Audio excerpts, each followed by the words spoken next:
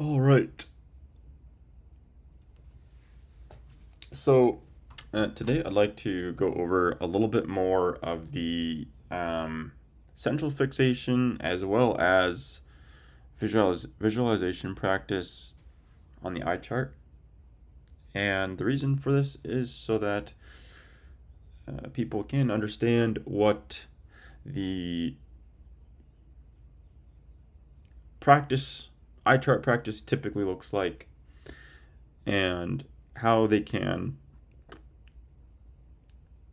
improve their vision when they look at the eye chart and learn about how their eyesight works. And it's actually really fascinating to learn when your eyesight gets better and worse. You're able to control it at will.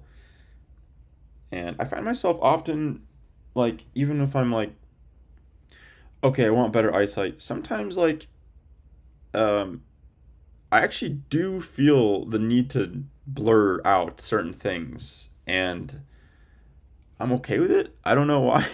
I don't know why, but um, when I do want clarity, I always have the mental idea of okay, let's make sure what we're looking at is seen without effort, so I can actually see it. But yeah, there's times where I actually do blur things out. But anyways, I would like to go over some eye chart practice to give you guys some audio about how I practice eye chart. Most of my eye chart practice is for my left eye because my right eye's pretty good. I can see sometimes even 20 over 12 or 20 over 13. And so, yeah, I'm working on my left eye now more so. I already have 20 over, 15 clear flashes for my left eye, but yeah, it's not my dominant eye, so sometimes I just don't use it or something. And so I've been just working on using my left eye more and getting good eye chart practice with it. So I'm going to be doing most of my left eye, but you can use both eyes or just one eye or the right eye or something. It doesn't actually matter. And for this, I actually like to print out two eye charts. Have one in your hand or one. I have one on my lamp, and I have my lamp. It's like a standing lamp. I have a lamp in about halfway between where I'm standing, about a quarter way between where I'm standing and the eye chart on the wall. And then I will basically look at the eye chart, close my eyes, visualize the letter that I'm looking at, and then open my eyes and look at the wall. And so I just like to go through some audio here on exactly what that looks like, my pace, and that way you can follow along, learn how to do it yourself, and then yeah, you won't have to listen to me tell you how to do it next time. You can do it yourself. So before I usually do any eye chart practice, try and do at least one or two Bates things. So whether it's palming or just mental relaxation or closing your eyes, sunning, let's see, some type of near-far practice, tracing. So I'm not going to do that here. You could choose your best view. You got the long swing as well. But you're going to essentially do those two things, and then you'll be ready to go. I also like to add like a jumping jack or cross or some type of, you can do push-ups as well, or stretching. I like to stretch my lower back, which I'm going to do. So go ahead and stand up and do your Bates exercise, pause, do your Bates exercises if you need to, and then stretch your back and your arms. Oh, man. All right.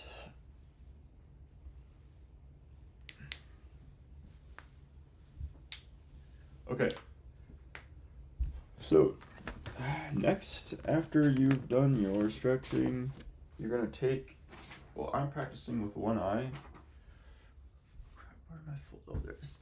practicing with one eye, so I'm gonna take. I don't really like to use an eye patch. I find it to be very uncomfortable. You can use that half slit patch where you cut half the eye patch on one side so that you have a peripheral vision on that side and your central vision is still a bit blocked for your left eye. But I'm actually going to use a folder, and I think it just feels better. It's like it's still blocking the view, but I get a lot more peripheral vision, and nothing's pressing against my face or my eye because those glasses and the eye patch, they press against your eyes. It just doesn't feel good. And here's the thing: when something doesn't feel good, when it's uncomfortable, you might, block your vision out. So your brain might block your vision out on your other eye to give you the the sign that you are uncomfortable, that you're straining, and to stop doing your Bates exercises so that you can take off the eye patch. So, maybe some people actually have the opposite. I think it's more rare that when you're putting pain on your face or your body or something, that you'll actually see better to get the activity done. I would imagine that if you saw better, you'd want to spend a few more minutes looking at, enjoying the good clear flash or whatever you're doing. So yeah, that's just my theory. That's why I use a folder for the one eye instead of an eye patch. Although I still have an eye patch and I still do use it for other things. Okay, so turn on the light. Okay, and then now what you're gonna do, and again folks, this is all audio only, I'm not doing any video here, so just follow along with my voice. Now what I like to do is, I actually like to start off with a sway. So moving my weight from foot to foot, right foot, left foot, right foot, left foot. And I actually like to, while leaning on the opposite foot, tap the other foot to my calf. It just kind of gives me this rhythm. It's really relaxing. I do it in soccer, so maybe that's why it relaxes me. And then while doing my sway, I will put the eye chart the folder up to my face and look at the eye chart. Now, my habit is to just look straight away at the blurry aspects. Okay, the last line usually is a little blurry because it's at that 20/20 range. It takes me, especially with my left eye, it takes me a few seconds to sort of adjust.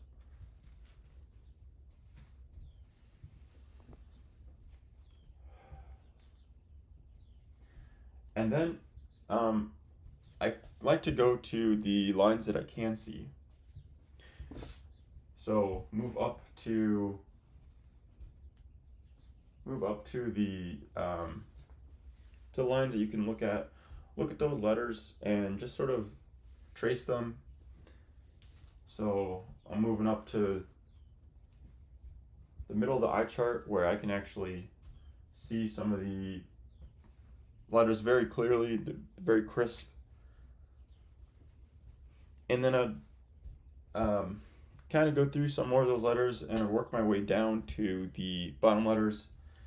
Now, while you're working your way down, what I usually do is trace the letters that you can easily see. And once you trace them for a few seconds, remember what they look like and then close your eyes. So I'm looking at the D. And I'm tracing it. And then I close my eyes,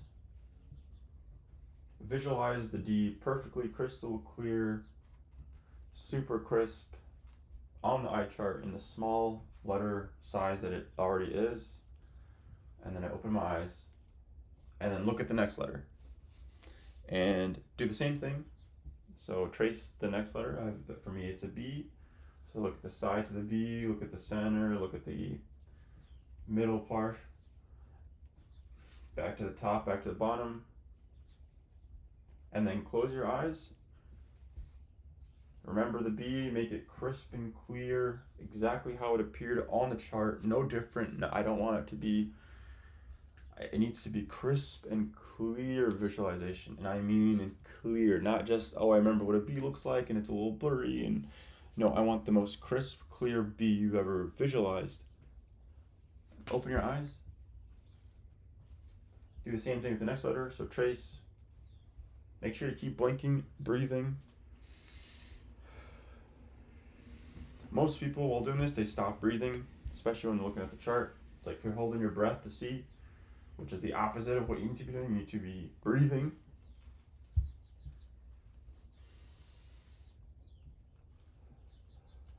Okay, so I'm looking at the L, trace, trace, trace.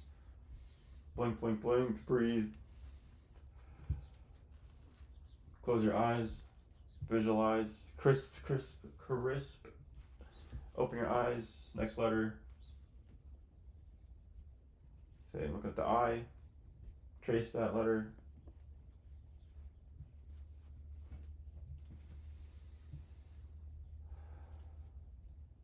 Close your eyes, visualize it. Look at the top, left, bottom of the letter while you're visualizing it. Okay. And move on to the next letter. And so on. Now, one other thing I'd like to say is while you're looking at the letter, it's best to look at just the smallest portion, the smallest point you can see.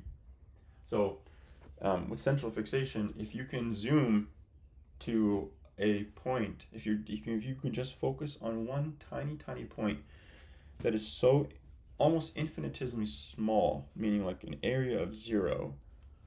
So for the page that you printed, it's like 1 pixel on that page.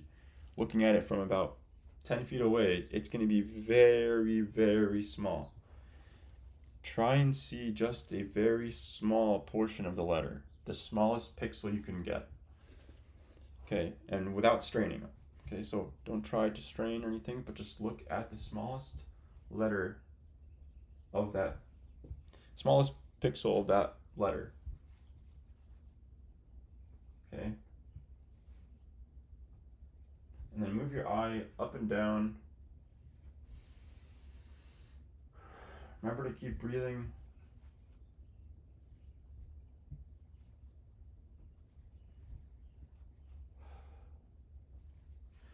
And then, again, close your eyes. Do the same visualization and look at that letter, noticing again the smallest pixels, perfectly crisply clear on the eye chart. And open your eyes, blink, blink, blink, breathe, and keep going. Now, I'm not going to do all the letters on here. It is quite boring. In fact, I actually just recommend you pick a few letters while you have some time and do the visualization and you're blinking and all this other stuff. And then I actually like to move down to the letters that are on the blurry side. So I've gotten pretty good at this where I just like to visualize the smallest possible letter and then look at the smallest possible letter. So far I've been having longer and longer clear flashes with that. So I'm going to skip down to the bottom line, which is like the 7 line, and I'm at around 7.5 feet, a little further actually, about 8 feet. And so I like to look at the eye chart next to me with the small letters and then visualize them perfectly. And then when I close my eyes, I literally take the letter and I throw it into the wall and I make it as small as possible, remembering the white spaces. It's going to be very small at 8 feet with a whatever 9-point font that it's written in. And so go ahead and skip down to a line that you may probably struggle with. And one of the hardest things to do is to maintain a visualization while your eyes are open. It definitely has taken me a lot of practice, but once I did get it, it became effortless. At the beginning, it was very hard to do any of that stuff. For example, to visualize a small period, even when trying to totally relax and stuff, my brain would like put a pencil as if you're drawing that period with your pencil, and I wouldn't be able to remove the pencil. The more I tried to see the period, the more the pencil just stayed there and like made the period bigger or something like that. So I couldn't. It just was blocking the view. So, um, even putting the letter far up close, you can probably see the letter pretty crisply. But once it gets pretty far, it might just get lost. It might just you might not be able to actually visualize it at the distance that it should be at. So, don't worry if this is hard, the visualization stuff. Um, Practice just taking that letter, looking at it up close because you have it in your hand, visualizing it up close, and then moving it farther away as you go. So push it out, and if it gets lost, don't try and bring it back. Just take a deep breath and come up with a new letter or bring the letter back, um, and then throw it at the wall again. So I'm going to try that.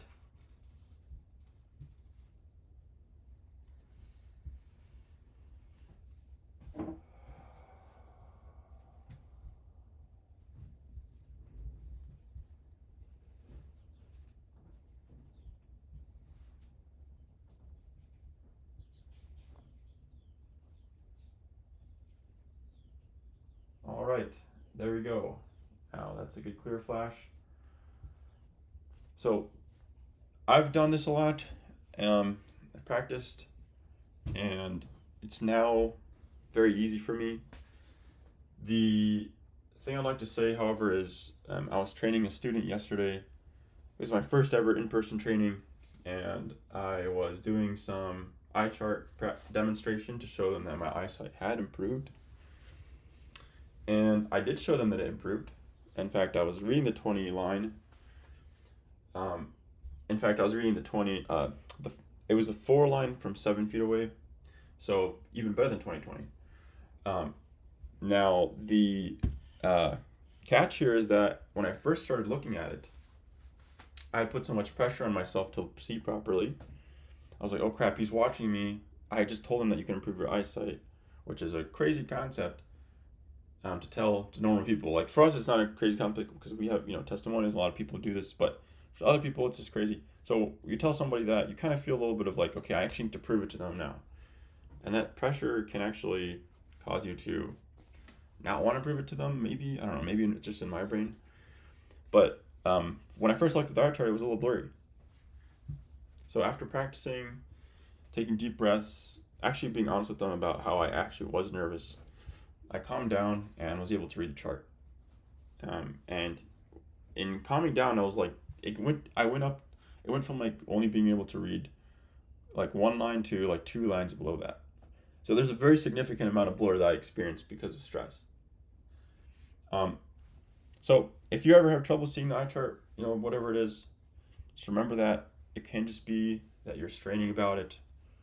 And I know it sounds like you're being gaslit or something, but when you understand what it means to relax and see and not have any mental strain, so that feeling after palming or sometimes during palming, to have that feeling when you're looking at the chart, you're going to understand what it means to not use any effort to see. And that's going to build that muscle memory of, okay, this is what it's like to use my eye in a relaxed way rather than in a strained way. So anyways, so putting everything together, I'm going to do one practice where we do visualization, central fixation, blinking, breathing, tracing, everything together. So stand at your eye chart. Start off by swaying from side to side. So we're going to sway, and then look at the letter at the near chart.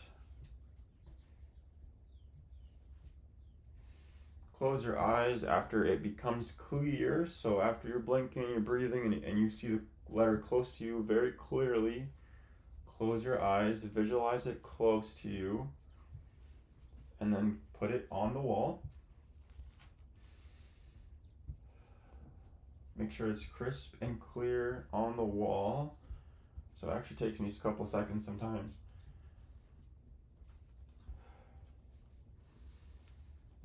Eyes are still closed, still trying to visualize it on the wall. Do not rush this. Okay, do not rush it. Do not try and just say, okay, open my eyes, it should be clear. No, it needs to first be visually in your closed eyes, clear, crisp and clear. And you'll only see as good as you're able to do it while your eyes are closed. Maybe there's some freaks that can, want to do it when the eyes open or something. I don't know. But at least for me, only when my eyes are closed and it's crisp and I open my eyes, that's like the limit at which I will see the crispness. So make sure you can do that.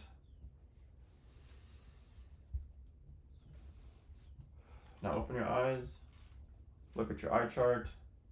Wow, magnificent. Okay, keep tracing. Look at one point best. Remember, 1 point. Do not strain to look at that 1 point. So I know that sounds like okay, I'm telling you to stare. No, look at 1 point, relax your eye, relax your face. Take deep breaths, look at that 1 point, blink, right? Now, it might not be super clear for some of you, but you should notice some improvement. And that's your central vision, your fovea vision, which is the sharpest, coming back into play. Your brain, when you are strained, will turn off its central vision first, your fovea first. And the way you can tell if your fovea is turned off is if you can see the letters next to the letter that you're looking at as good or better than the letter you're actually trying to see. If that's the case, then you are not practicing central fixation. And don't worry, I do this all the time. Some people think it's like okay, let's look at the big picture of things. But in reality, if you don't strain, and your eye will shift very fast and see everything clearly. So there's no real point in doing it other than blurring things out or something. So yeah, do this practice more. Look at the next letter on your chart in your hand. Close your eyes, visualize it. Remember, before you close your eyes, that it should be crystal clear. If it's not crystal clear, before you close your eyes, open your eyes, look at the letter, make sure it's crystal clear. Close your eyes, visualize it close up. Now put it on the wall in the small font that it's going to be on that wall. Okay, so as small as you'll see it on the wall, visualize it without any effort. Okay, it should just appear in an instant. Usually it doesn't clear up for me. Usually I just, okay, that visualization is not working, so I just think of another visualization where it is working. It's like kind of like restarting, because there's no cost to just reimagining the chart again, perfect instead of imperfect, if you did it the first time imperfectly. Okay, so imagine that. I still have my eyes closed. Open your eyes. Okay, I didn't visualize properly. Close my eyes again. Okay, I'm gonna open my eyes. Boom, it's right there. Okay, look at that 1 point best. Keep blinking. Keep breathing. 1 point best, 1 point best. Make sure you're not straining to look at that 1 point. And that's all we got. Now you can stop your sway here. Some people think swaying is cheating or something. I kind of did when I first started. So that's not what I'm really doing. Usually my vision actually gets, you can see a little bit better when you're not moving, of course, like it's just a fact. But that sway helps you just relax your body so that you're thinking about your sway rather than thinking about trying to see. That's really the point. But yeah, you can stop moving at this point. Look at the eye chart. Crystal clear. Close your eyes. It's visualizing. You're visualizing it properly. Throw it onto the chart. Once you can visualize it properly on the chart, breathe. Open your eyes.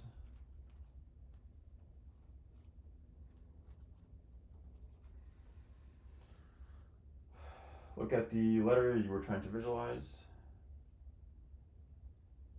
See the 1 point bust.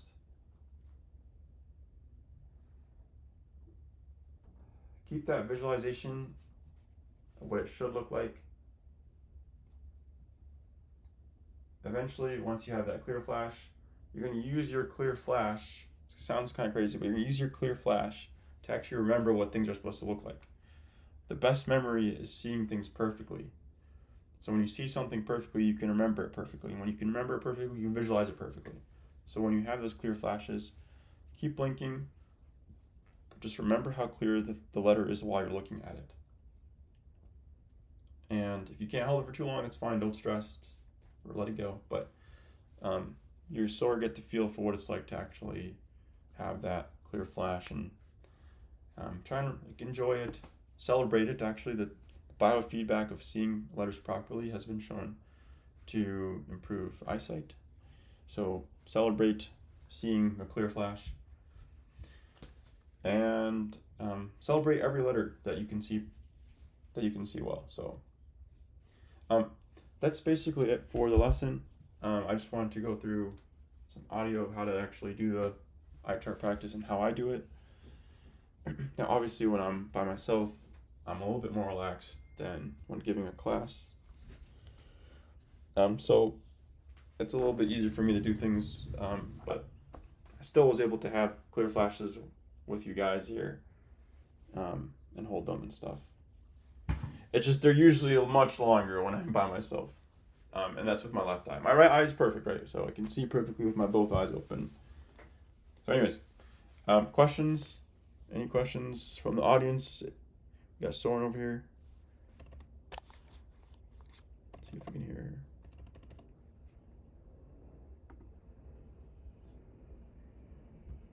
Let's see that open the chat. Okay. Oh, am I the only one here? Yes. Oh, okay.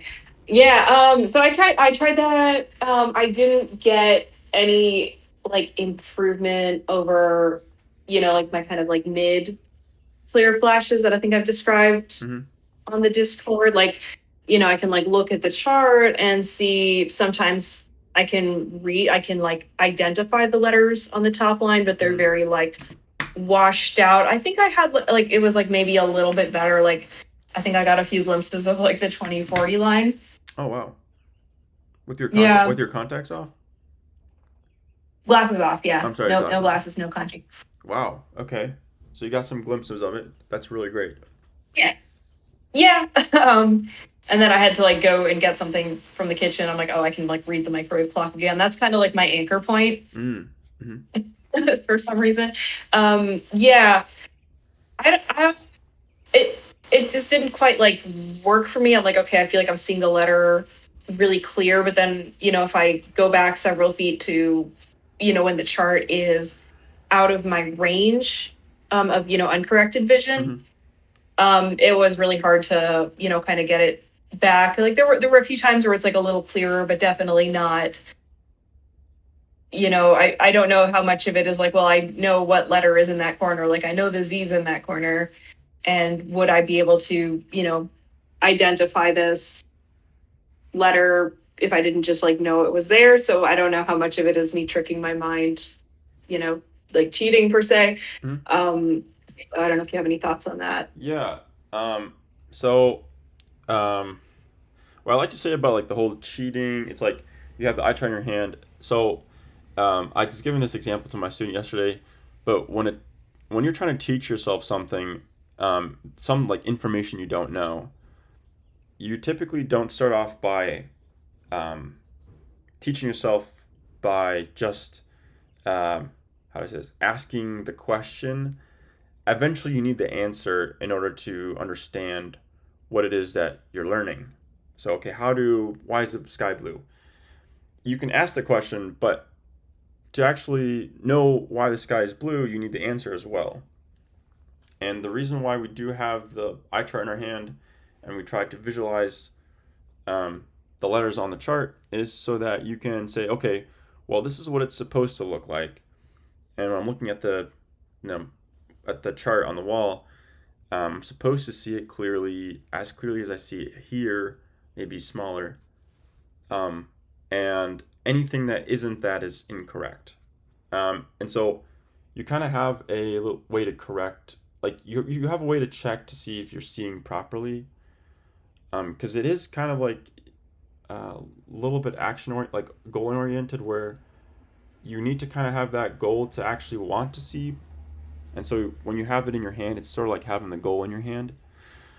Um, but yeah, if you did see the letters for us half a second or something, you don't have to tell me you saw it clearly. What you know yourself whether you were able to see the letter clearly enough. And you're saying tricking yourself and what not tricking yourself. Um, you will know if the letter is clear because you can see it. I mean, you can literally see the letter, and there's no doubt in your mind that this is the letter that you're looking at. Um, and it'll always be true that when you know what something is supposed to look at and you're far from it, then you will be able to see it better because your brain knows sort of what it's looking at. And even people with glasses, perfect corrections, when they're, let's say, in an unfamiliar area and they look at things that are unfamiliar, um, probably on the outside level of their vision, okay, they will still have some focus time or adjustment time to like get what it is that they're actually looking at. It'll just look like, colors and stuff like that. But then once they understand, oh, that's a sign, it's a sign, 100 feet away or something, then it will actually clear up a little bit. They'll see it better because it's now more familiar to them. So I guess to answer your question, the clear flashes you had, that's great. Um, Oftentimes you have the clear flash. Oh, there's a clear flash. And then your brain just turns it off. I don't know if you play piano or something, but let's say you're playing piano improv, and then as soon as you strain a little bit, you strain your body a little bit, you lose that sort of improv flow state, and then you start playing worse again or something like that. But that's kind of how I like to describe the you know end of the clear flash, how it feels. Um, and then yeah, I hope that answered your questions about the cheating and um, the other, what was it? Oh yeah, like yeah, the eye chart You in your get hand. like anything like, crisp, it was kind of like that same thing of like, I shouldn't even be able to like, identify that those are letters, much less what other letters they are. And like, Mm-hmm. they're kind of within like a big washed out gray halo, and the Mm-hmm. letters themselves appear kind of gray and washed out. Mm-hmm. When I can see them, it's not like the crisp black letters. So it's not what I would call like functional vision. Oh, Like I okay. wouldn't want to like move through the world seeing that way. Yeah. It's kind of neat. Okay. So it's kind of like a like party trick territory now, I'd say. Okay. So what you're trying to say is that you saw like maybe you saw some blurry, like better than what you usually see of the 40 line. Yeah. So like my like I've been prescribed a very high prescription. So normally if I'm before I started making any effort for vision improvement, I would say like I can look around, I can tell I'm in a room, I can tell there's objects in the room, I can see there's like Mm-hmm. a white triangle on the wall, which is my eye chart. But I really can't make anything out on the eye chart, and the edge of the eye chart are quite blurry and diffuse. Mm-hmm. Yeah, so like when I do the vision improvement exercises, it's like what I can start doing is making out that there are like individual like kind of gray blurry shapes, which are the black letters, Mm-hmm. and there are the different colored lines indicating like like 2040, 2100, Mm-hmm. things like that. So I can like very like I think for like well over a month I've kind of just been able to get it into just that like sharper it's all relative, but for me, a bit sharper, just being able to identify a little bit more detail in it. Hmm. But I'm definitely not at the point that I can like just see like any letter crisp and black unless I'm like a foot away. Yeah, I get what you're saying. Yeah, that's the higher myopia is it's typically a sign of very high strain. Um, Reading Dr. Jacob Learman's book, just have you been able to go without glasses for 24 hours? Not possible at this point in my life. That's fine. Um, Yeah. the reason I asked that is like he talks a lot about in the book when you take your glasses off, there's gonna be that painful blur, and that blur like it's shouldn't be blurry. Like there's nothing actually inherently like painful about seeing a blurry image or screen or something. Like if you just think about, I show you a blurry image, it could be your phone background. It's not painful to look at, but it might be boring, but it's not painful. However, when you take off your glasses and you see completely blurry, it is somewhat. There's a little bit of sense of agony or pain that you see. Is that accurate? To some degree. Feel like maybe my eyes are trying a little too hard to see more. And it's just not it's not terribly functional. Yeah, yeah, yeah. So the reason I bring that up is because in the book he talks about when he took off his glasses, and I have this experience as well, and everything's blurry. There is a sense of discomfort, and not only discomfort but also in emotion, um, especially at night. When you take your glasses off at night, you're mostly using your peripheral vision to see. And I found this to be true in personal experience. Like I have no way to scientifically prove this or anything like that, but essentially, the um, you tend to sense your emotions more when your peripheral vision is active. Which is why at night, when you take off your glasses and it's very blurry, you get it like it's much more uncomfortable and much easier for people to reach for their glasses. And a big reason why people have like this night blindness because there's often a lot of emotion involved in um, when your peripheral vision is active. But anyways, the reason I bring this up is because if you're able to go without your glasses for extended periods of time, it's gonna help. Um, Especially if you before you do these eye chart practices, you're doing a good session of palming. Um, and also, when you're doing your eye chart practice, did you do the sway at all? Have you tried that sway Yeah. a little bit? Um, So do you like I might mention I like doing some qigong when I can, which has I think some overlap. Like there is this actually a specific swing exercise in qigong, which is I think pretty similar to the Bates swinging. mhm, Um, and I really like that one because it places a lot of emphasis on breathing, mhm, which I notice I do get better acuity when I sometimes have to do like a conscious reset, but when I'm breathing well, obviously the acuity is better. mhm, Yeah. And it was interesting. Like, so yeah, for some reason, when you're trying to do the visualization, you mentioned you're holding your breath. mhm, Yeah, it is weird how how automatic that is to hold your breath mhm, when you're trying to visualize something. mhm. Yeah. Did you listen to the last lesson? I talked a little bit about the DMV experience I had.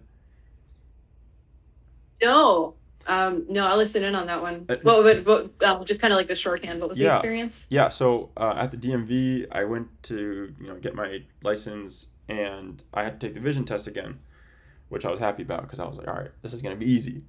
Uh, and then I was doing the practice. I was looking around the room in line, like it was an hour, 2 hour line or something. I was looking around the room. I was just practicing my vision. I could see everything clearly. It was perfect. I was like, all right, well, this is gonna be easy. And then I sat in the chair, and there were some issues with my documents, so I had to take care of those, and I was, already on edge. And then she says, "Okay, now look at the vision goggles. You put your eyes in and you press against them." And I look inside, and it's completely blurry. Like I can't see. She's like, "Look at the fifth line." I couldn't see anything. Like it was the whole thing was completely blurred out. The top line, the bottom line, and She said, okay, now start reading them. And I'm like, which one's the fifth line? I don't even know what I'm looking at. And, but anyways, um, I start freaking out. Like, I start panicking. I'm like, oh crap, I don't have my glasses with me. I can't, like, even if I just grab them, put them on, and pass this with this corrective lens and tell everyone I'm a failure, like, at least I'll have a license. Um, so I was freaking out. And then, but I noticed that I had completely stopped breathing. Um, so I took some deep breaths. Um, I took a deep breath. Like, I took one deep breath. It wasn't enough. Uh, I saw a little bit better. Things, I could see the fifth line. I could see letters on the fifth line. Um, and then I started reading and I got one wrong because I was like so nervous. And then I realized that this lady was actually one of the nicest ladies I've ever met. And I'm like, you know what? I think this lady's actually very patient. So I actually took my time. I took some deep breaths. Like, I actually relaxed. I really started to, okay, Jad, you're aware that you're very nervous right now.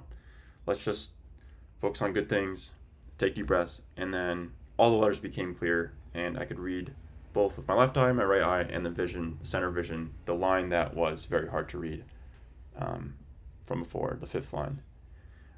So, and then I passed.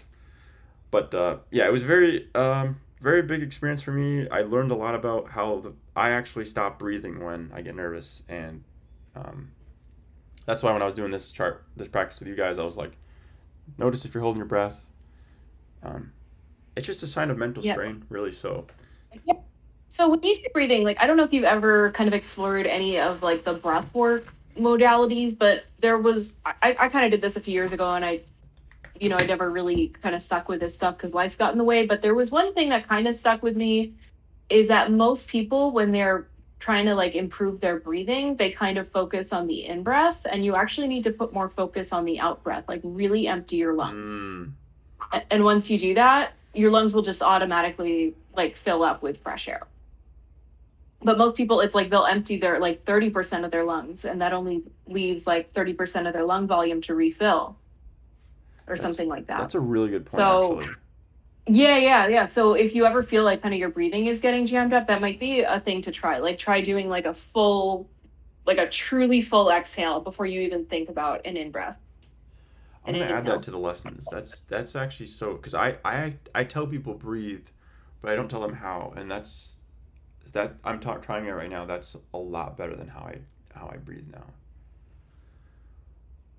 Yeah, and sometimes like when I sometimes you get like so caught up in life and breathing, it is an automatic reflex, so you don't always think about how you're doing it. But I've found like when every couple of months or so I'll like remember like right there are like correct ways to breathe.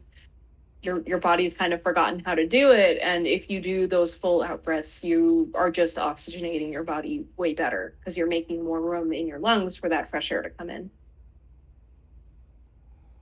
Yeah, just looking at the eye chart right now, I can already um, I'm already like seeing better with my with both eyes and Yeah, also I'm the like left I'm eye. sitting in a room now with like a bunch of like boxes that have labels on them, and I have my glasses like off right next to me, and I just started like oh right, yeah, do that good breathing style that you always forget to do, and I can't read the labels on the boxes, but I could see a little bit more detail and clarity on them just Hmm. from doing that. That's very good. Yeah, I see. I've been reading more about the instant cures with Dr. Bates, and yeah, I'm just really puzzled. I've experienced clear flashes that are like amazing with my like I'm doing 2012 or something like the best of the best vision. But I know my prescription wasn't that high. Um, I've been really like curious about the instant cures because Dr. Jacob Lieberman and Dr. Bates both talk about how all of their students after taking their glasses off for a few days or a week or something all of a sudden go from like 20 over 200 to like 20 over 40 or 20 over 30. And Dr. Bates does it in a couple days or a day or something with like the palming sessions and all this other stuff. But Dr. Jacob Lieberman just tells people his story about how which I think I should actually share his YouTube video, but he tells people his story, and then within 24 hours, they all are inspired. They're all inspired to take their glasses off. None of them think it's going to work, and then uh, 24 hours later, it does work, and then um, there's actually, it seems like very few cases where it doesn't work. So I'm like, I'm actually really puzzled. But yeah, I have my friend Matthew. He has a similar prescription to you, -6. It's not quite as high as yours, I guess, but I told him to take his glasses off and to stop wearing his glasses, especially his high power ones. And yeah, I'm waiting to see what happens with him because Does he do like a reduced lens for like computer work or anything like that? no, see, I told him to do that, but I don't know. I guess he doesn't want to go through the hassle of ordering another glass or something like that. Oh, yeah, that's fair. It can add up, especially if you're doing like the incremental reductions. Yeah. I so that really helped me kind of like at the beginning. I think just kind of like get my vision back from like this. You're getting close to double digits myopia, and like that's ridiculous. To kind of just doing that reduced lens for close up. I don't do it all the time more. Like I find I'm able to maintain like very good acuity now in my step down prescription just by doing the other good vision habits, like like the distance breaks, the just like enjoying more, like looking at detail, being outside more obviously. So I don't find it's like necessary for me, at least at this point, at least for like maintenance at a reduction. But it was really helpful just to kind of, I think, unjam my eyes out of like this habitual near focus that had gotten them up to that point. Interesting. Yeah. Yeah. I'm just something I noticed. I was doing your breathing thing, and I was just noticing such clarity with the new breathing exercise. I'm definitely adding that. So that's a really good point. So you do this breathing thing, but you forget to do it sometimes.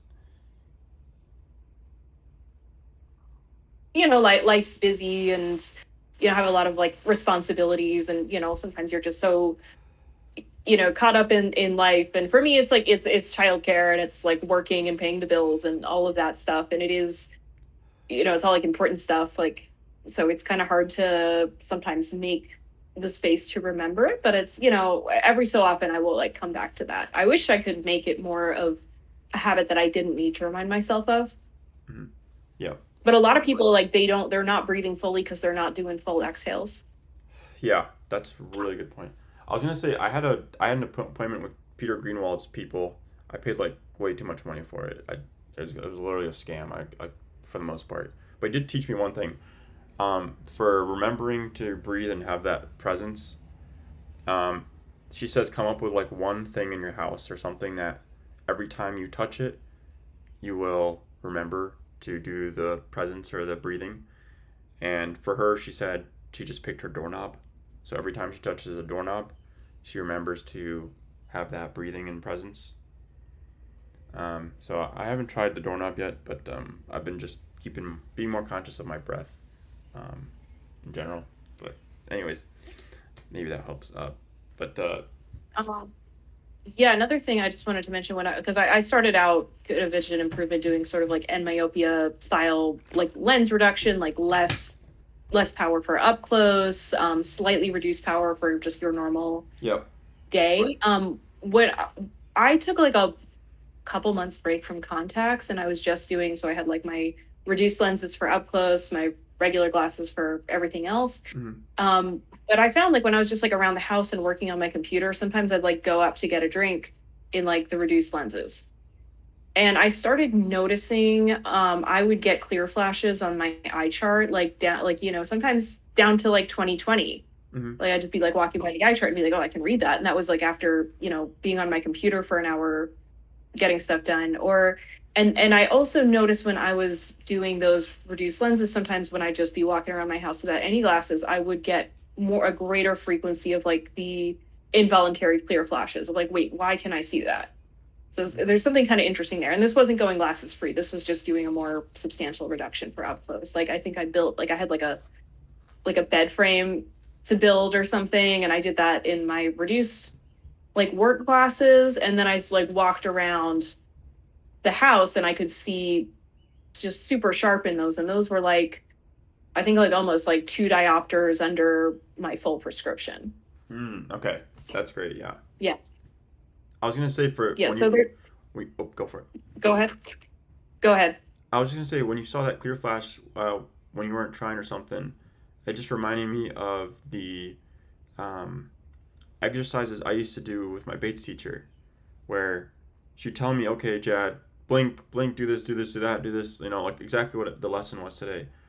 And I'd tell her like, uh, "Mimi, I can't see better." Like, sorry, exactly what you told me after this, like, which is why I'm like, yeah, this is exactly where I was. I can't see any better after doing these things. Um, and but then I would after I got really comfortable with her, and I accepted, okay, she's in it for me.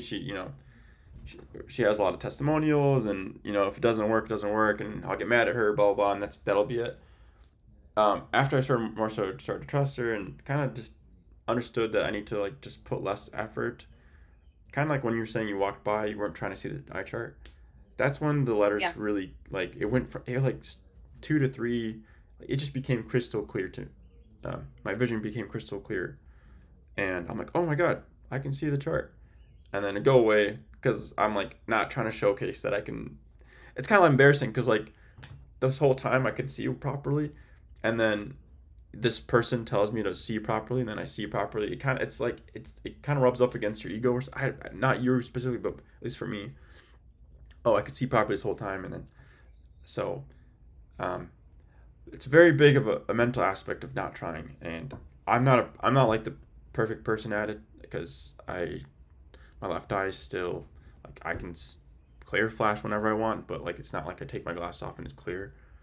Um, for me, it's To like clarify, I'm curious. Do you get is it like like it's one line in an eye chart, or it's one letter at a time in an eye chart, or is it like your full field of vision? sorry, say can you explain that? When you get your clear flashes, Mm-hmm. is it like one letter at a time on your eye chart, or like one line at a time on the eye chart, or like you can see that line and you can read it, and also your full field of vision is sharper? Yeah, my full field of vision. Okay. Yeah, I can read Yeah, so the for me, a both. lot of times it's like I'll see like one detail clear. Um, Mm-hmm. like yeah, like I think I mentioned on the group, like I was typing on my laptop. I just like took my glasses off. Like I think I had like some audio on that I was listening to. I was just like doing an eye rest, and I looked at my laptop and I could see like the icon bar on the MacBook, like just the icons. All of them were like perfectly clear from like 2 feet away. Mm-hmm. But that was the only thing that was clear, and everything else was blurry. Yeah, I mean, like I don't know if I'm a master at the central fixation thing. I'm looking at it with my right eye, which is perfect vision, and like I do see the letter better. I do see the letter better than I see the other letters. I think the way that your eye works though is just like I just like shift really quickly, so I like kind of don't notice that I'm just looking at one letter. Um, I like maybe we'll look at 5 different letters within like a quarter of a second or something. So maybe that's why everything looks clearer. But it's not. I can for sure say like it's like I think when I look at the eye chart, my eye does like a super fast shift all over the place, and everything I remember everything clearly or something like that. So I actually do think you're correct in that the you should see just one thing the clearest. I think they're doing something right there. Um, there's like an aspect Yeah. maybe of shifting that happens with that too that makes it feel like everything else is clear. That's kind of my experience. Yeah. Um, That breathing thing is really interesting. So I've just been like practicing it while we're on the call. I'm like, okay, I saw like I actually like read a label on the box now from about 4 feet away. yeah. And it's like a dark day here, so I have like some light Mm-hmm. coming in, but we have a very cloudy, rainy day. So Mm-hmm. so that's kind of interesting because usually I will get, I'm sure most people experience this, usually get more of the clear flashes when you're outside in full sunlight. It's just everything is easier to see. Mm-hmm. I also found that So that's 10. the sun reduces your anxiety. I think it's like Yes. not many people are anxious outside in the sun, but outside in the dark, um, people might get anxious. I mean, it's just like a maybe like afraid of the dark kind of thing. I don't know, but um, also did want to bring up one more thing. The what's it called? Um, I forgot what I was trying to say. I think it was about Dr. Jacob Lieberman, but anyways, the yeah the one other thing I've been doing is the I use a candle at night before I sleep. It just experiencing darkness and sitting in darkness allows me to deal with some of the emotions I think that came from that. I found it to be very very relaxing. If you can light a candle and have a lower light at night, that's helped me a little Do bit. that. We have a wood stove in our house. Oh wow. Maybe like, summer, like spring and summer soon, but throughout the winter, we're like firing that thing up. And like Mm-hmm. sometimes I'll just like gaze into the embers. Like Mm-hmm. it's very calming. Mm-hmm. Yeah. Yeah. That's great. Yeah.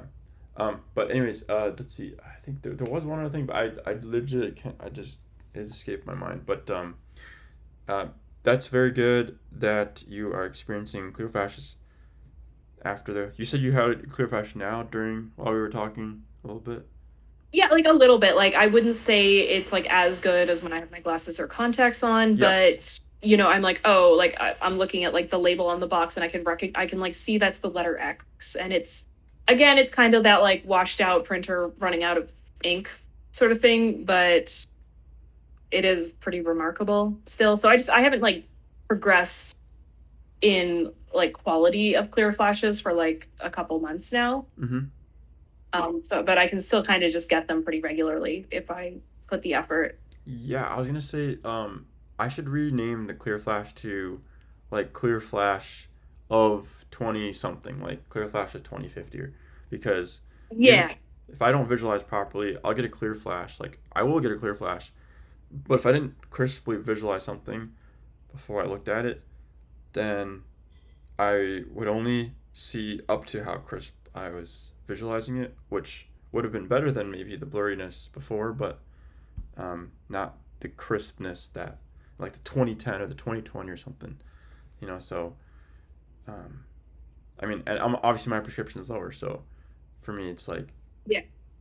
you would expect it to be down to 2010 or something, or 2020 from the clear flash. But yeah, if you're just getting keep working on it and the visualization and stuff.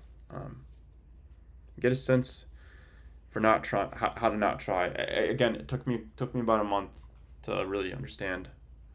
It took me a couple months actually to really understand what it means to not put any effort. Okay, so one thing I want to hear your thoughts on this. So one thing that's really kind of a popular concept in the reduced lens family of methods Mm-hmm. is the idea of doing print pushing. So either you're wearing reduced glasses or Mm-hmm. no glasses if you have a lower prescription, and if you're like working on a computer or reading a book, you're basically constantly going between like it's just within the range where it's crisp and clear, and now I move it back a few inches and now it's just slightly blurred, and I blink and I clear it up. Mm-hmm. Is that just like kind of doing like low level visualization constantly? Because it's like you get that reference of clarity, you move it back, it's blurred, and then you're able to like your visual system is basically able to bring it back into clarity based on that memory of it being crisp and clear just a moment ago. Yeah. Mm-hmm. So I was just like wondering if this is all just kind of the same stuff. Uh, I don't know. The endmyopia, they have this active focus term. Part of me just feels about active focus is like some kind of straining. At least that's what I got from the like an I explanation. think some people end up straining, and I think it's a poorly chosen term Okay. because active, like it sounds like an exercise, like you're like, pumping iron at the gym or something. Yeah. And I feel like it's kind of the wrong, it does evoke maybe like kind of a misleading mindset of what you're actually supposed to be doing. Okay. Yeah. Yeah, because think I that's found myself doing more of like a straining to bring something a little blurry into focus while wearing like a reduced lens. Mhm. But then it's like sometimes, if I just like do like a deep breath, relax, blink a few times, think about what I want to see, and it just like comes to me, it like comes into focus, even if I'm like, wearing like a full diopter under my official prescription, which is about where my current glasses are, which, I kind of, when I first got these, okay, so my official prescription is a 9.5, 0.5 astigmatism left eye, 9.25, 0.1 diopter astigmatism right eye. And my glasses that I wear are just minus 8.5, no astigmatism. Okay. And I can like, when I first got these, 2040 was blurry, and I was like, what have I done? Like I goofed up, I went too low. Mhm. And now it's like I just can regularly see 2040, regularly see 2030, and then it's just like a little bit of effort and a little bit of remembering, just good eye habits, and I get down to 2016 all of the time. Like there is not a day that I can't do that. Oh, nice. Okay. So are you thinking about reducing again or something? I mean, yeah, I probably should. Um, like at this point, I just got kind of like caught up doing other stuff. I do probably need to reduce my contacts because they're quite strong to the point of sometimes being a little bit overpowered. And I mean, it varies a little bit. But yeah, the comparable glasses for my contacts would be like a -9 because the glasses is always higher to give you the same acuity Mm-hmm. as those diopters in contacts. So like I'm like very confident I can drop down half a diopter and like probably either I'd be seeing 2020 right away or it wouldn't take me a great effort to see 2020 at those. Mm-hmm. Um, Yeah. I was reading about this yesterday and Dr. Bates' thing. It's just the glasses in general. If you're not producing that stuff, you're gonna. It's just. I think there's like this concept of, it just retards the progress completely. Um, and Dr. Jacob Bierman says that like try and just not he's just like don't put your glasses on at all. Same with Dr. Bates, but they also acknowledge that getting a reduced pair is really important. Um, I can't imagine putting my full prescription on right now and not seeing worse like after an hour and kind of going backwards in progress. That's just at least for me. I mean, definitely think that that is something that can happen. Um, yeah, like I wouldn't want to put on the stronger pair of glasses that I already have. Mm-hmm. Also, one other excerpt. I hope this helps as well. Thomas R. Quackenbush. He's one of like the original. He was trained by Dr. Bates. He published Dr. Bates's work. Also does teacher training. Anyways, he says in the beginning, I read several eyesight improvement books. I did all the exercises and drills, but I did not notice any improvement. Looking back, I realized I had no real understanding of the Bates method. The processes, especially the more subtle aspects, are difficult to understand from books. I had continuing improvement of my eyesight only after receiving instruction from a Bates teacher. So this could be, I could just be a bad, I could just be a bad teacher. Because So like my life went off like the rails the past couple of weeks. So like I admittedly like I did not put much effort in the past couple of weeks. So it was just more of like, you know, maintenance mode. Let's try not to like wreck my eyes. But I had a lot going on, so I wasn't doing much. Like, I'm just gonna go like sit out in the lawn chair and sun my eyes or anything like that. I didn't have the time. yep, I get you. I get you. Um, but yeah, I think just yeah, put in the just your regular day habits and stuff. And I know you said it's hard to find those days where you have kids and stuff, so you gotta always be looking out for them. So totally understand that. Yeah, exactly. It's like, just like a basic kind of safety thing is you need to see what they're up to. Yeah, yeah, very important. So But yeah. yeah, hope you continue on. I think I haven't heard of Okay with something. this, like because I like again I had that big victory of not only did I stop my vision from getting worse, Hmm. but like I actually made it get a little bit better. Like I am okay with this like taking the time it takes if it's like a thing I kind of come back to when there's more space in life to allow it. Like that'll be awesome. It's like I know it exists. I have confidence that like it can work. So it's kind of cool. Like I think like Nathan Oxenfeld mentioned this as well. That is you can kind of approach it like this is a lifelong journey. Yes, I agree. I agree. Yeah, even for me, I'm Yeah, I which like you like it seems like you kind of like still oscillate. Like you sometimes have very good vision, but sometimes it seems like your vision is kind of snapping back to like what was it you were at like 1 point -125? yeah, not I well my original Is that what you prescription said? negative Yeah. 1.5. 1.5. Yeah, it seems like you sometimes kind of like snap back when you have nerves or um, maybe just like, some of your bad eye habits crept Yeah. in. So it is kind of this like just constant maintenance thing, but it's like remembering that you can do it Yeah. and remembering how to do it. You gotta like, it's like, it becomes kind of like a button you can just turn on. Yeah, and I also like to think about how other people who have good vision, like they might like you might see somebody that has never worn glasses and think that they have perfect vision all the time, but really like they probably think it's normal for the when they're stressed for it to blur or something, but it goes Yeah. back because they remember. But then it's just nice to think about, okay, well, even people with normal vision can't see perfectly all the time, so like it's more just about, yeah, like you said, a life mission to keep it keep it good, keep yourself relaxed. Okay. All right. Well, I gotta log off now. Thanks so Yes. much for offering this lesson today. Yep. Thanks for coming, Soren. Best of luck. Take care. Yep. Take care. Bye. Bye bye.